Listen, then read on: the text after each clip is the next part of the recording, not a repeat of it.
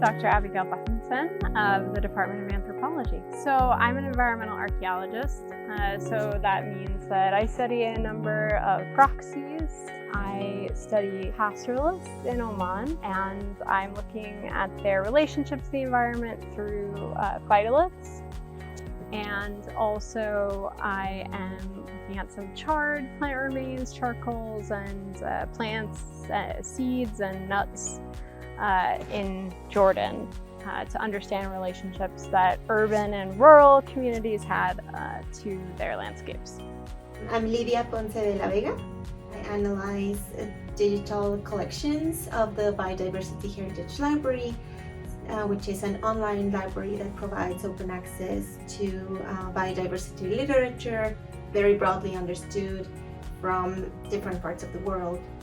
And their mission is to make these materials that are located across the world available to a broad audience. But I take a decolonial stance towards their collections and try to find the advantages of providing open access to these collections, but also biases, absences, things that could be improved in terms of representation, of availability of certain materials pertaining to certain regions in the world, especially considering the relationships between the global north and the global south.